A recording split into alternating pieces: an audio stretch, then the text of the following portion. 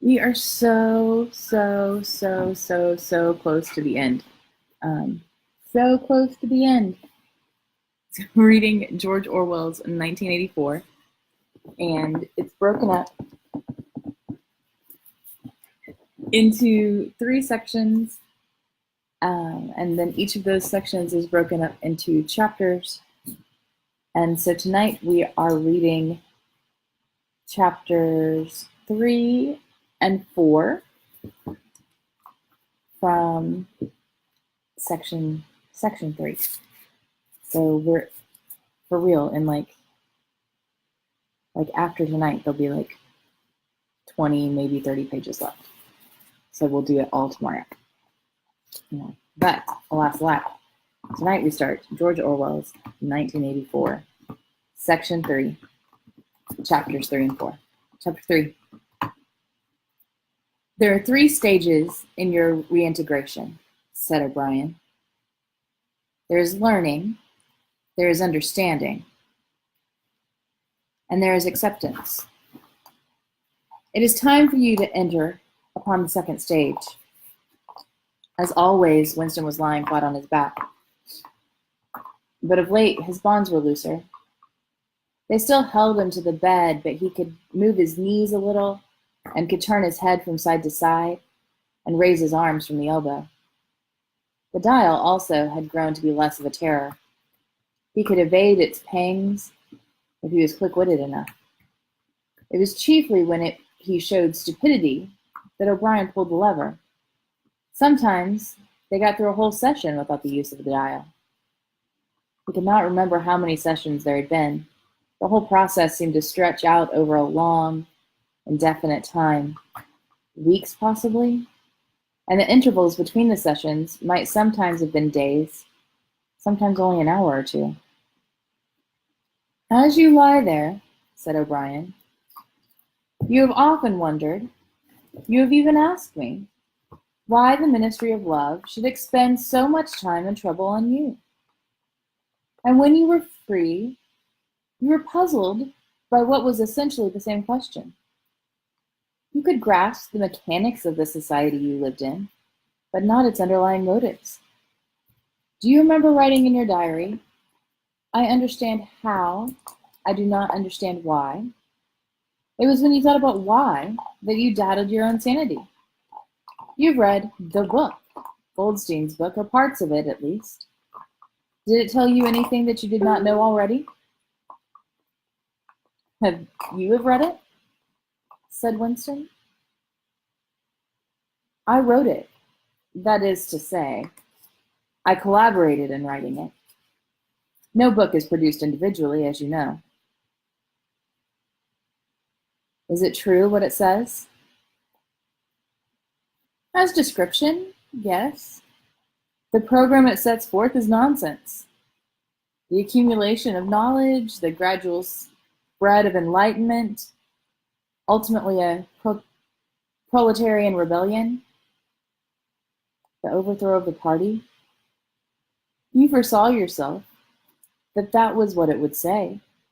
It was all nonsense. Proletarians will never revolt, not in 1,000 years, or 1,000,000. They cannot. I do not have to tell you the reason, you know it already.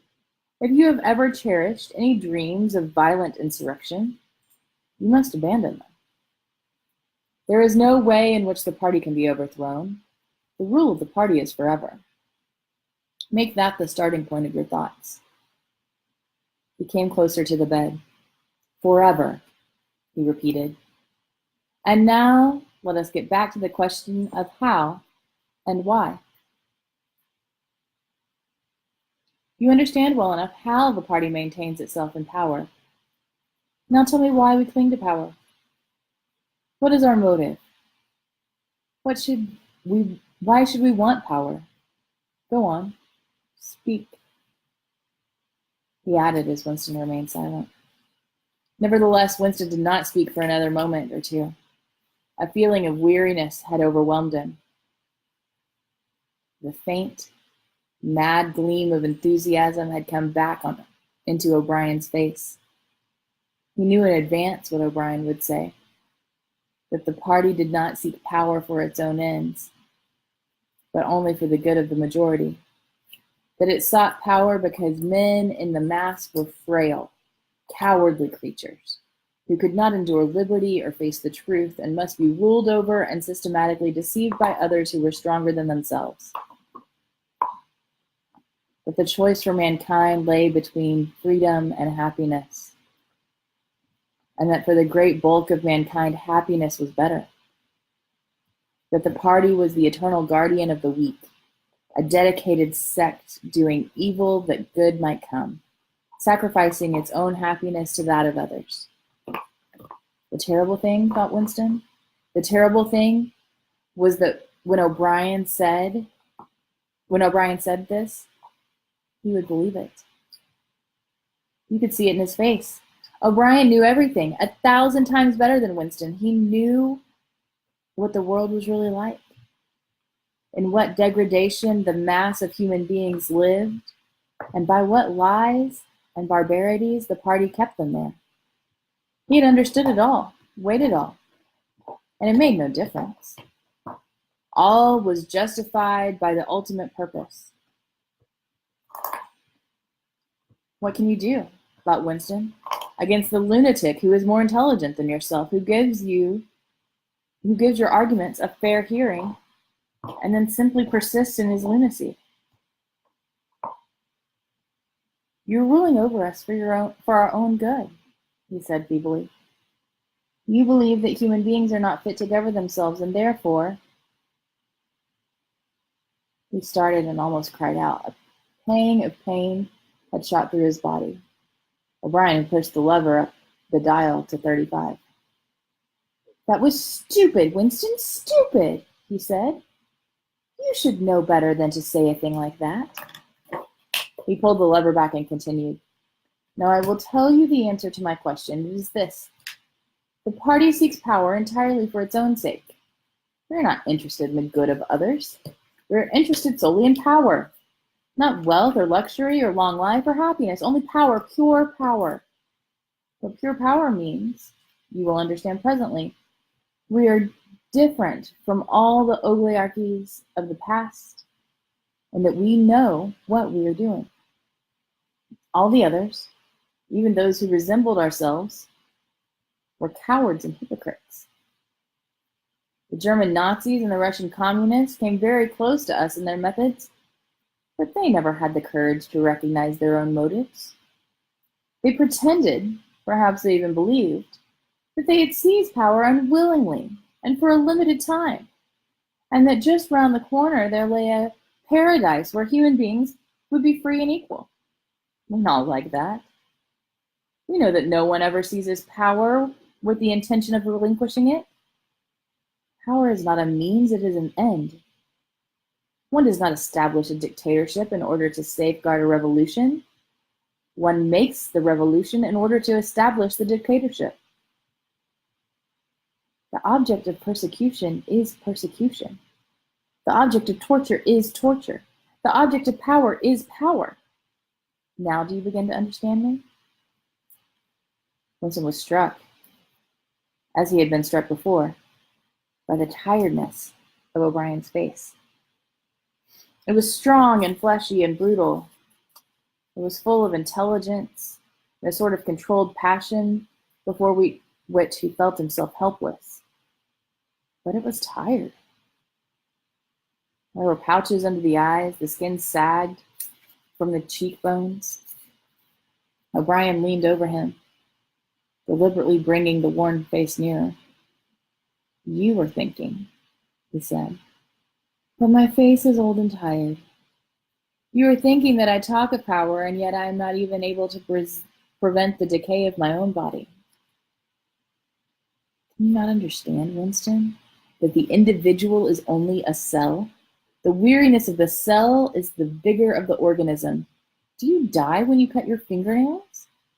He turned away from the bed and began strolling up and down again, one hand in his pocket.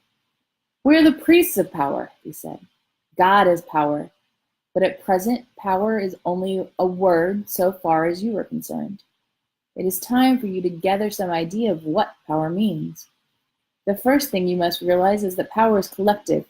The individual only has power insofar as he ceases to be an individual. You know the party slogan, freedom is slavery. Has it ever occurred to you that it is reversible? Slavery is freedom. Alone, free, the human being is always defeated. It must be so, because every human being is doomed to die, which is the greatest of all failures. But if he can make complete, utter submission, if he can escape from his identity, if he can merge himself in the party so that he is the party, then he is all-powerful and immortal. The second thing for you to realize is that power is power over human beings, over the body, but above all over the mind. Power over matter, external reality as you would call it, is not important. Already our control over matter is absolute. For a moment, Winston ignored the dial. He made a violent effort to raise himself into a sitting position and merely succeeded in wrenching his body painfully. How can you control matter? He burst out. You don't even control the climate or the law of gravity, but there are disease, pain, death.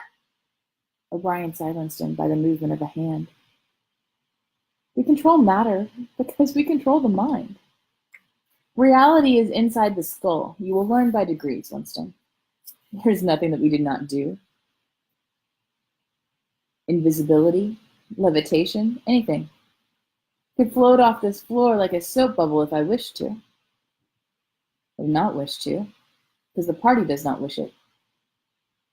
We must get rid of those 19th century ideas of the laws of nature. We make the laws of nature. But you do not. You're not even masters of this planet. What about Eurasia and East Asia? You have not conquered them yet. Unimportant. We shall conquer them when it suits us. And if we did not, what difference would it make? We can shut them out of existence. Oceania is the world. But the world itself is only a speck of dust. And man is teeny, helpless. How long has he been in existence? For millions of years, the earth was uninhabited. Nonsense. The earth is as old as we are, no older. How could it be older? Nothing exists except through the human consciousness.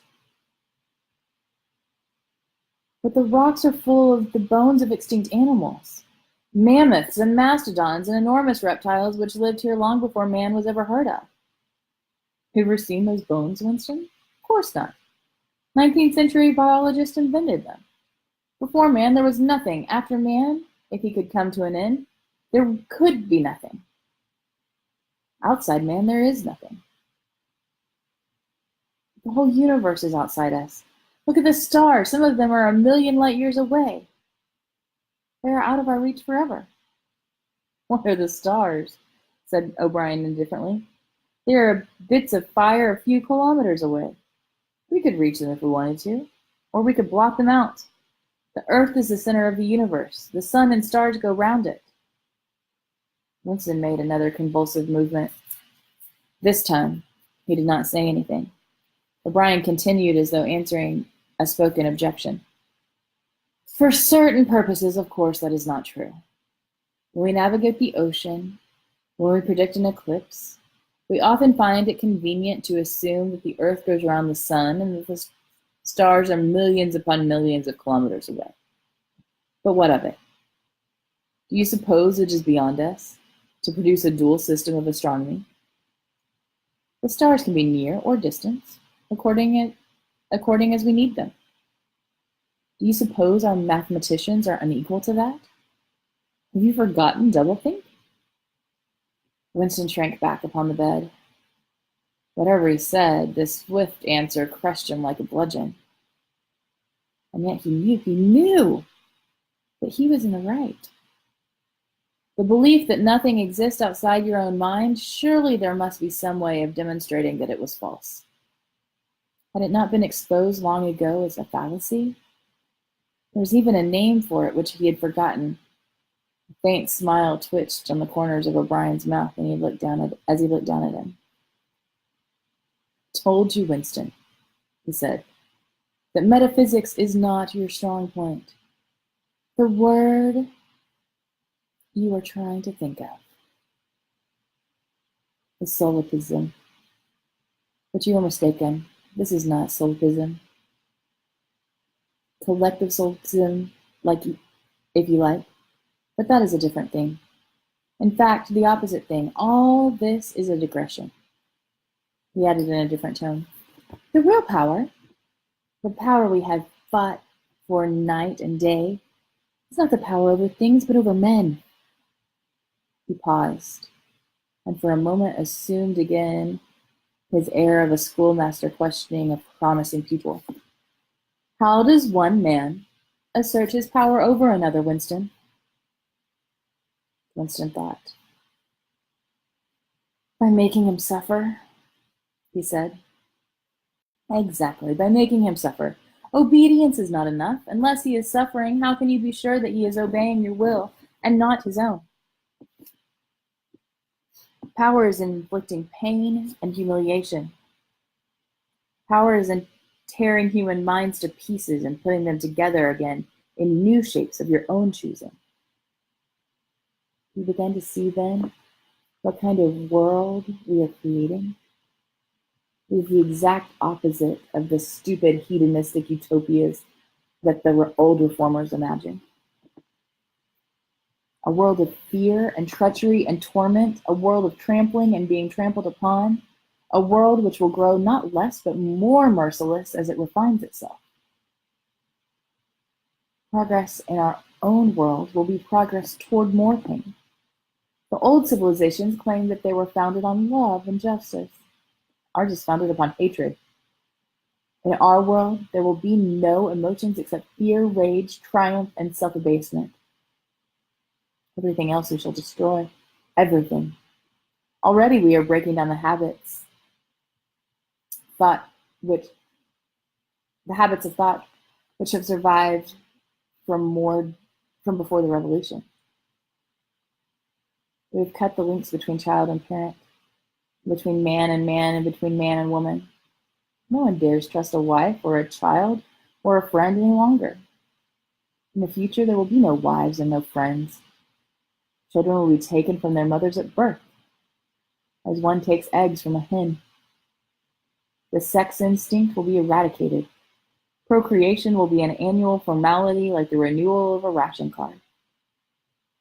We shall abolish the orgasm. Our neurologists are at work upon it now. There will be no loyalty except loyalty to the party. There will be no love except the love of Big Brother. There will be no laughter except the laugh of triumph over a defeated enemy. There will be no art, no literature, no science. When we are omnipotent, we shall have no more need of science. There will be no distinction between beauty and ugliness. There will be no curiosity, no enjoyment of the process of life. All competing pleasures will be destroyed. But always, do not forget this, Winston. Always there will be the intoxication of power, constantly increasing and constantly growing subtler. Always, at every moment, there will be the thrill of victory, the sensation of trampling on an enemy who is helpless. If you want a picture of the future, imagine a boot stamping on a human face. Forever. He paused as though he expected Winston to speak. Winston had tried to shriek back into the surface of the bed again. He could not say anything. His heart seemed to be frozen. O'Brien went on. And remember that it is forever. The face will always be there to be stamped upon. The heretic, the enemy of society, will always be there so that he can be defeated and humiliated all over again. Everything that you have undergone since you have been in our hands, all that will continue and worse. The espionage, the betrayals, the arrests, the tortures, the executions, the disappearances will never cease. There will be a world of terror as much as a world of triumph. The more the party is powerful, the less it will be tolerant. The weaker the opposition, the tighter the despotism. Goldstein and his heresies will live forever. Every day, at every moment, they will be defeated, discredited, ridiculed, spat upon. and yet they will always survive. The drama that I have played out with you during 7 years will be played out over and over again, generation after generation, always in subtler forms. Always we shall have the heretic here at our mercy, screaming with pain, broken up, contemptible, and in the end, utterly penitent, saved from himself, crawling to our feet of his own accord. That is the world we are preparing, Winston, a world of victory after victory, triumph after triumph after triumph, and endless pressing, pressing, pressing upon the nerve of power. You are beginning, I can see, to realize what that world will be like. But in the end, you will do more than understand it. You'll accept it, welcome it, become part of it. Winston recovered himself sufficiently to speak. You can't, he said weakly. What do you mean by that remark, Winston? You could not create such a world as you have just described. It is a dream. It is impossible. Why? It is impossible to found a civilization on fear and hatred and cruelty. It will never endure. Why not? It would have no vitality. It would disintegrate. It would commit suicide. Nonsense. You are under the impression that hatred is more exhausting than love. Why should it be? If it were, what difference would that make? Suppose we choose to wear ourselves out faster. Suppose that we quicken the tempo of human life till men are senile at 30. Still, what difference would it make? Can you not understand that the death of an individual is not death? The party is immortal. As usual, the voice had battered Winston into helplessness.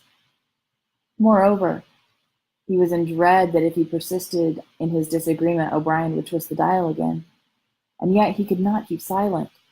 Feebly, without arguments, with nothing to support him except his inarticulate horror of what O'Brien had said, he returned to the attack. I don't know and I don't care.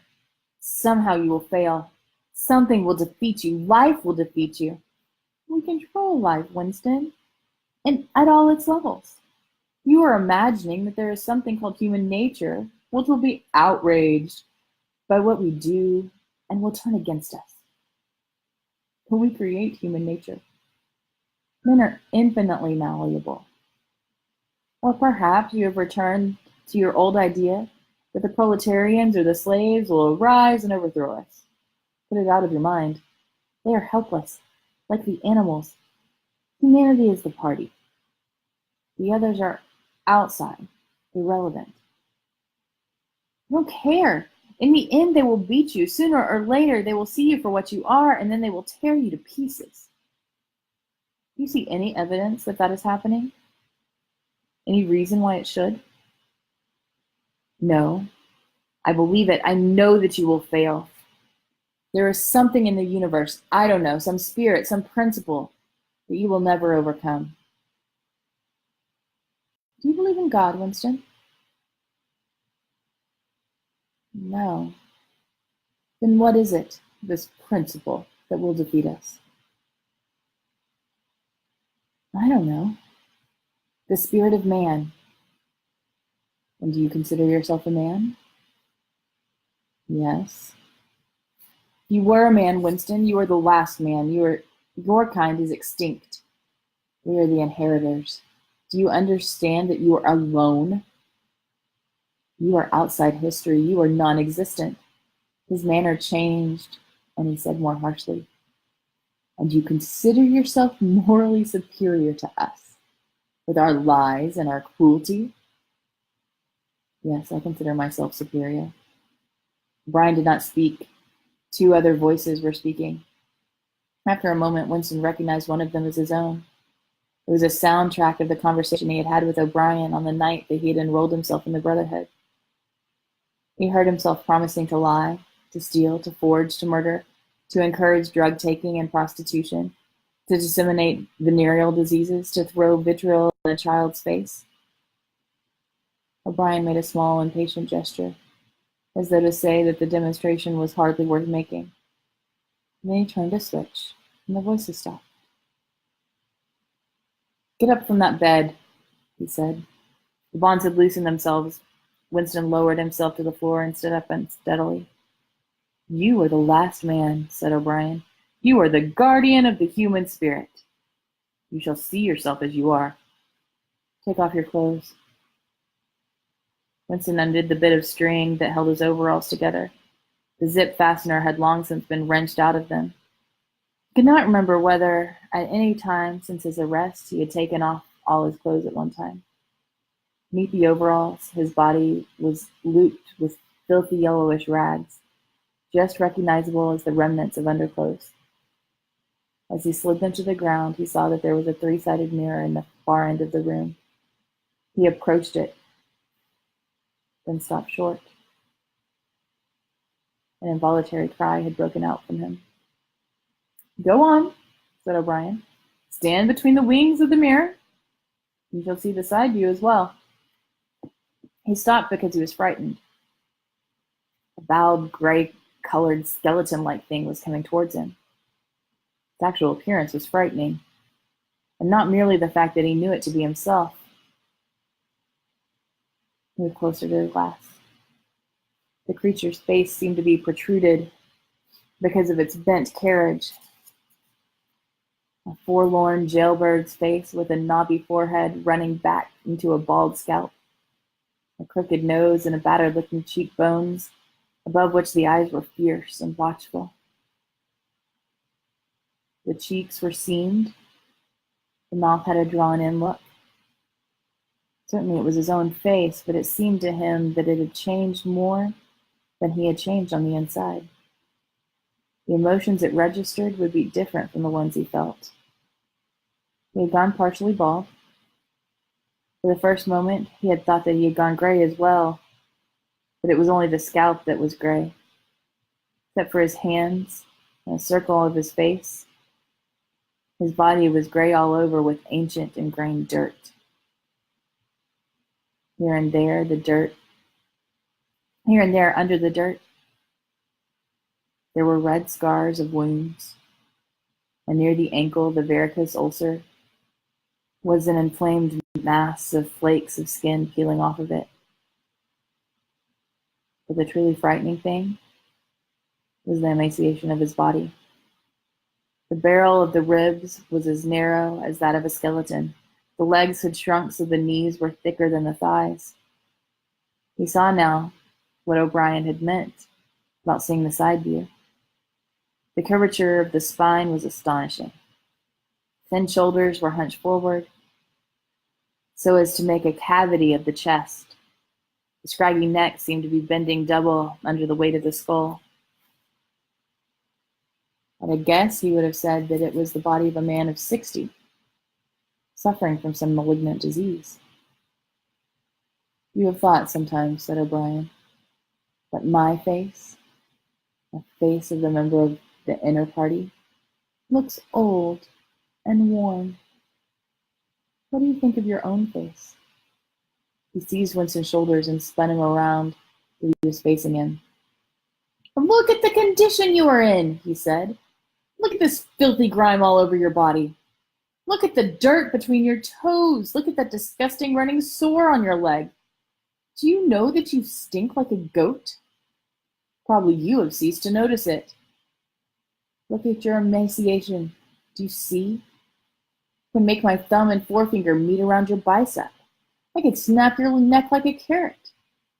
Do you know that you have lost 25 kilograms since you have been in our hands? Even your hair is coming out in handfuls. Look!" He plucked at Winston's head and brought away a tuft of hair. "Open your mouth. 9, 10, 11 teeth left. How many had you when you came to us? And the few you have left are dropping out of your head. Look here."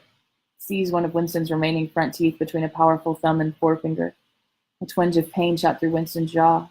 O'Brien had wrenched a loose tooth out by the roots. He tossed it across the cell. "You are rotting away," he said. "You are falling to pieces. What are you? A bag of filth. Now turn round and look into that mirror again. Do you see that thing facing you? That is the last man. If you are human, that is humanity. Now put your clothes on again. Winston began to dress himself with slow, stiff movements. Until now, he had not seemed to notice how thin and weak he was. Only one thought started in his mind, that he must have been in this place longer than he had imagined. Then suddenly he fixed the miserable rags around himself. And then suddenly, as he fixed the miserable rags around himself, a feeling of pity for his ruined body overcame him. Before he knew what he was doing, he had collapsed onto a small stool that stood beside the bed and burst into tears.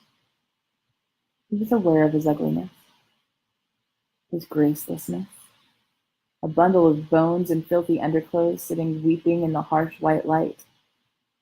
But he could not stop himself.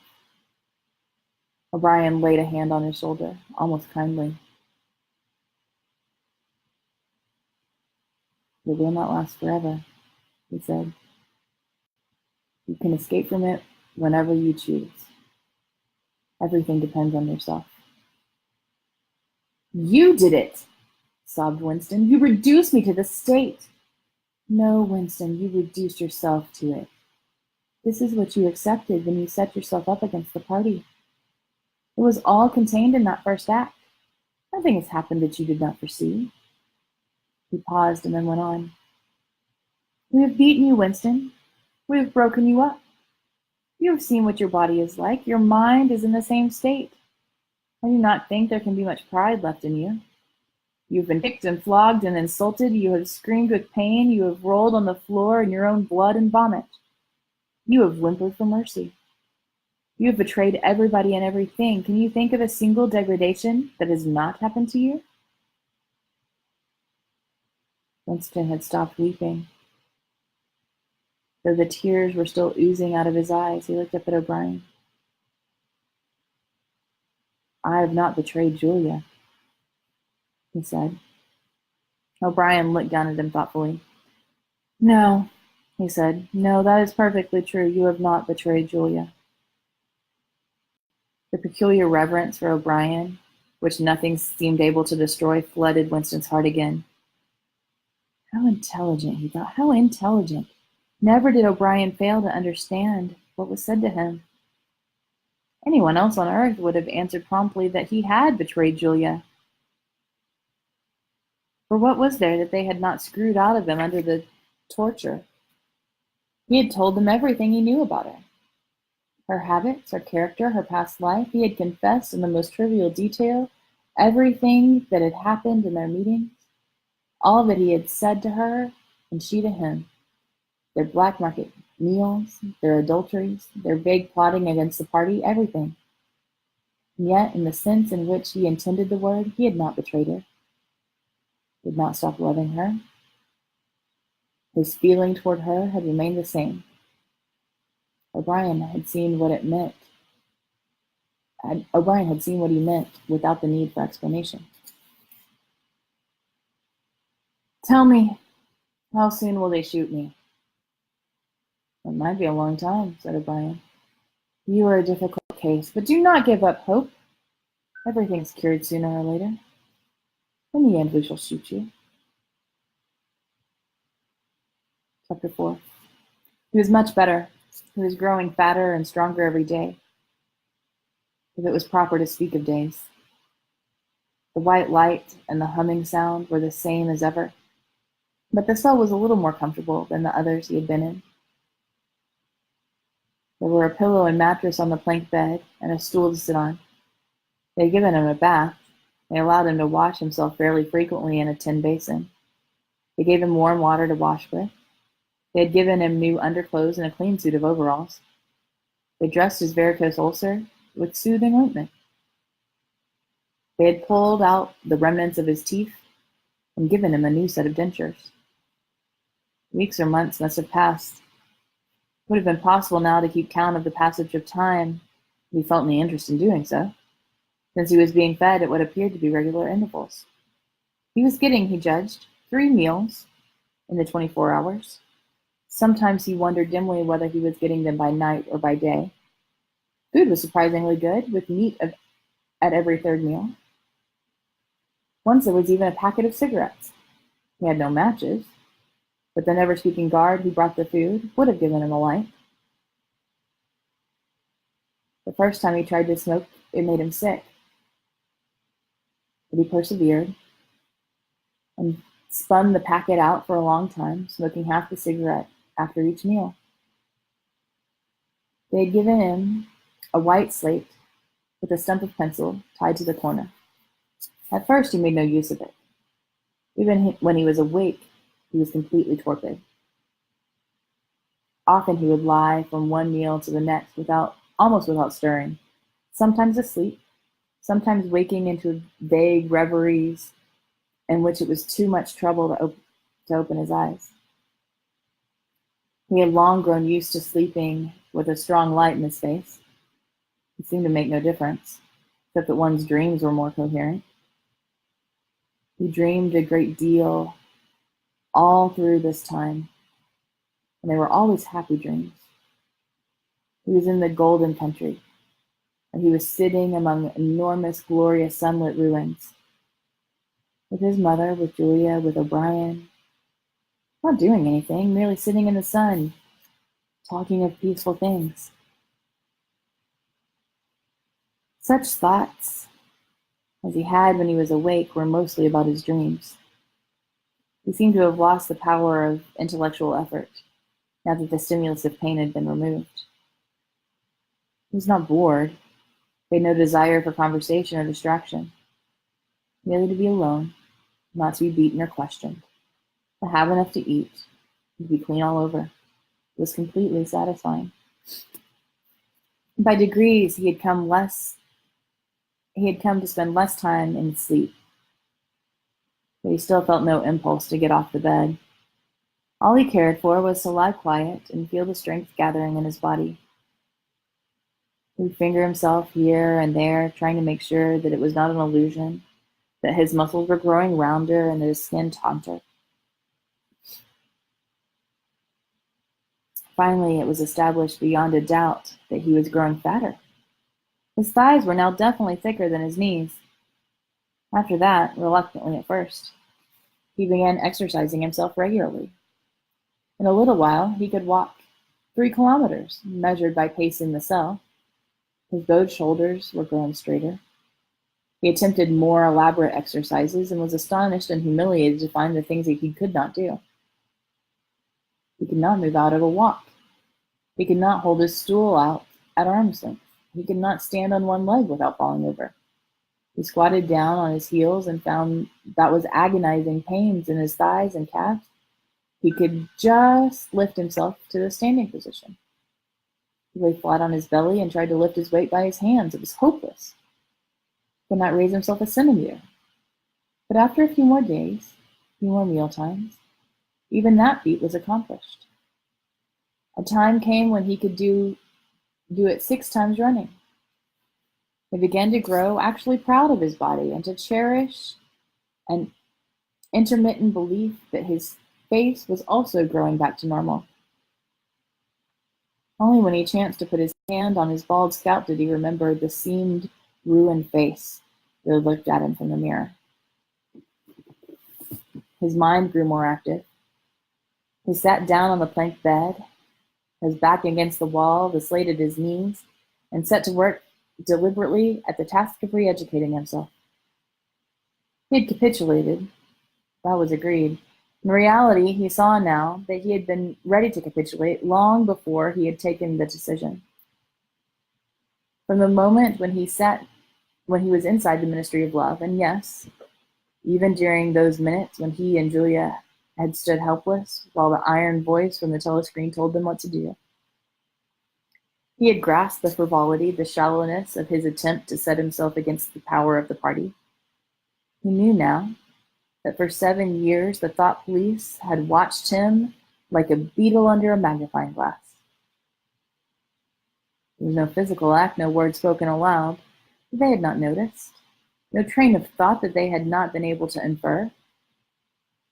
Even the speck of whitish dust on the cover of his diary they had carefully replaced.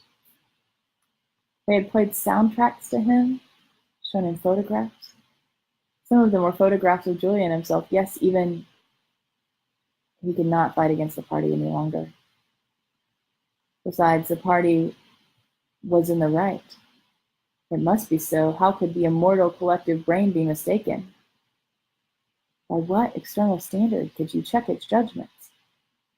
Sanity was statistical. It was merely a question of learning to think as they thought, only the pencil felt thick and awkward in his fingers. He began to write down the thoughts as they came into his head. He wrote the first in large, clumsy capitals. Freedom is slavery. Then, almost without a pause, he wrote beneath it, 2 and 2 make 5. But then there came a sort of check. His mind, as though shying away from something, seemed unable to concentrate. He knew that he knew what came next, but for a moment he could not recall it. When he did recall it, it was only by consciously reasoning out what it must be. It did not come of its own accord. He wrote, God is power. He accepted everything. The past was alterable. The past had never been altered. Oceania was at war with East Asia. Oceania had always been at war with East Asia. Jones, Aronson, and Rutherford were guilty of the crimes they were charged with. He had never seen the photograph that disproved their guilt. It never existed. He had invented it. He remembered remembering contrary things. Those were false memories, products of self-deception. How easy it all was. Only surrender and everything else followed. It was like swimming against a current that swept you backwards, however hard you struggled, then suddenly deciding to turn around and go with the current instead of opposing it. Nothing had changed except your own attitude. The predestined thing happened in any case. He hardly knew why he ever rebelled. Everything was easy except anything can be true. The so-called laws of nature were nonsense. The law of gravity was nonsense. If I wished, O'Brien had said, I could float off this floor like a soap bubble. Winston had worked it out. If he thinks he floats off the floor and I simultaneously think I see him do it, then the thing happens. Suddenly, like a lump of submerged wreckage breaking to the surface of the water, the thought burst into his mind. It doesn't really happen. We imagine it. It is a hallucination. Push the thought under instantly. The fallacy was obvious. Presuppose that somewhere or other outside oneself there was a real world where real things happened. But how could there be such a world? What knowledge have we of anything save of our own minds? All happenings are in our mind.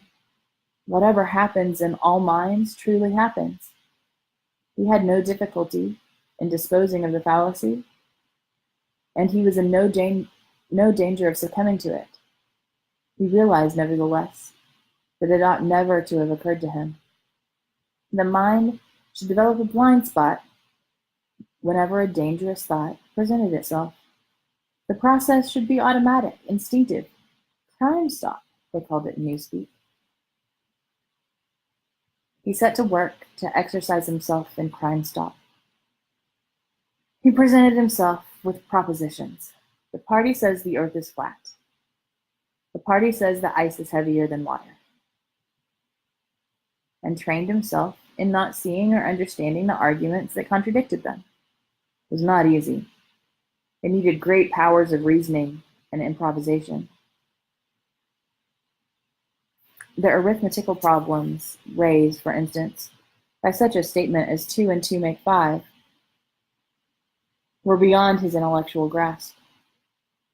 It needed a sort of athleticism of mind, the ability at one moment to make the most delicate use of logic, and at the next to be unconscious of the crudest logical errors.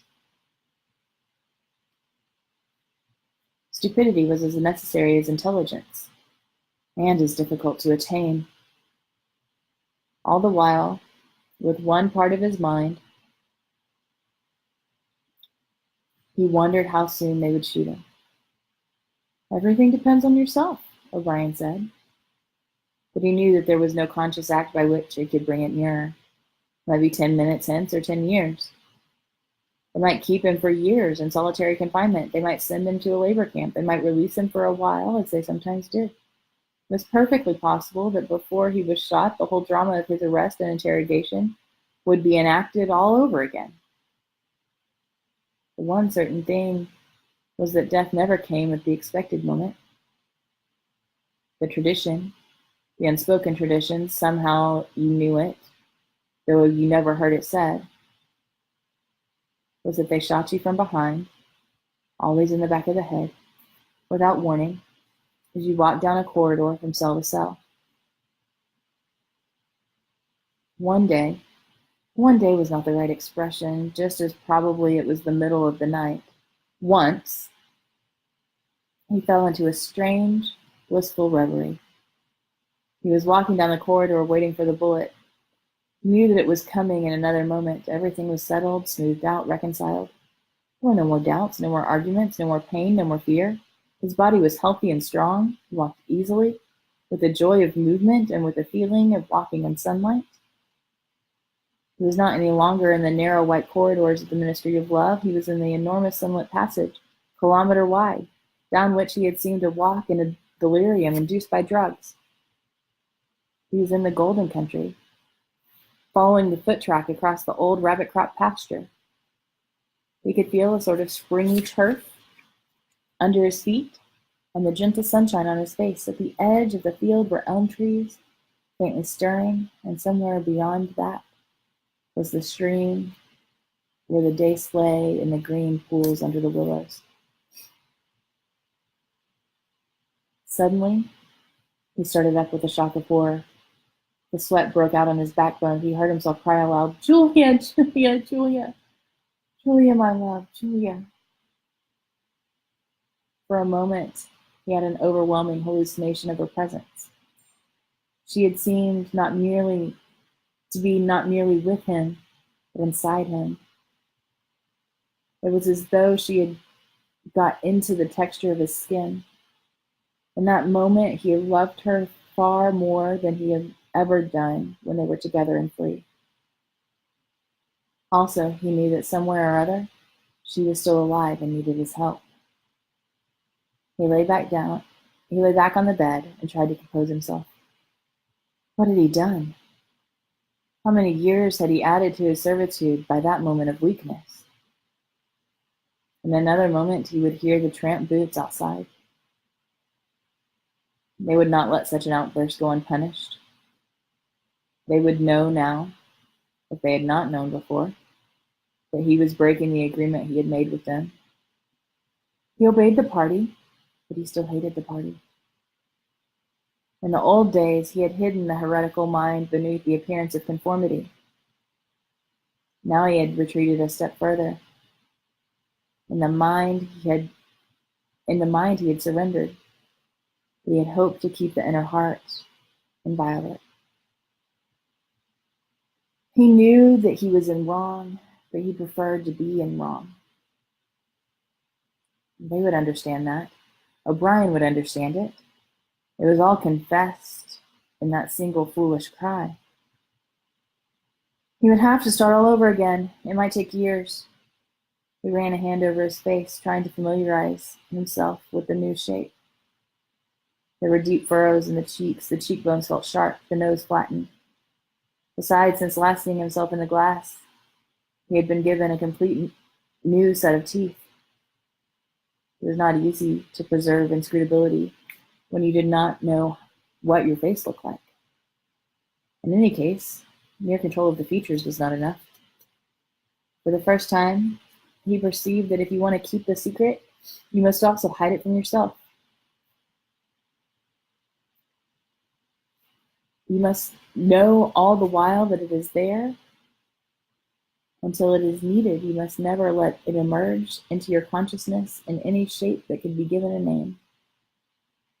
From now onwards, you must not only think right, you must feel right, dream right. And all the while, he must keep his hatred locked up inside him like a ball of matter which was part of himself, and yet unconnected to the rest of him. A kind of cyst. One day, they would decide to shoot him. They could not tell when it would happen, but a few seconds beforehand, it should be possible to guess. As always from behind, walking down a corridor, 10 seconds would be enough. In that time, the world inside him could turn over. And then suddenly, without a word uttered, without a check in his steps, without the changing of a line in his face, suddenly the camouflage would be down and bang would go the batteries of his hatred. Hatred would fill him like an enormous roaring flame. Almost at the same instant, bang would go the bullet, too late or too early. They would have blown his brain to pieces before they could reclaim it. The heretical thought would be unpunished, unrepented, out of their reach forever. They would have blown a hole in their own perfection. To die hating them, that was freedom. He shut his eyes. It was more difficult than accepting an intellectual discipline. It was a question of degrading himself, mutilating himself. He had got to plunge into the filthiest of filth. It was the most horrible, sickening thing of all. He thought of Big Brother. The enormous face, because of the constantly seeing it on posters, he always thought of it as being a meter wide, with its heavy black mustache, and the eyes that followed you to and fro, seemed to float into his mind of its own accord. What were his true feelings towards Big Brother? There was always a heavy tramp of boots in the passage. The steel door swung open with a clang. O'Brien walked into the cell. Behind him were a waxen-faced officer with the black uniformed guards. "Get up," said O'Brien. "Come here." Winston stood opposite him. O'Brien took Winston's shoulders between strong hands and looked at him closely. "You have had thoughts of deceiving me," he said. "That was stupid. Stand up straighter. Look at me in the face." He paused and went on in a gentler tone. "You are improving. Intellectually, there is very little wrong with you. It is only emotionally that you have failed to make progress. Tell me, Winston, and remember no lies. You know that I am always going to be able to detect the lie. Tell me, what are your true feelings towards Big Brother?" "I hate him." "You hate him. Good. Then the time has come for you to take the last step. You must love Big Brother. It is not enough to obey him, you must love him." He released Winston with a little push towards the guards. "Room 101, he said. And that's the end of chapter 4. We'll finish up, I think, the rest of the book tomorrow night.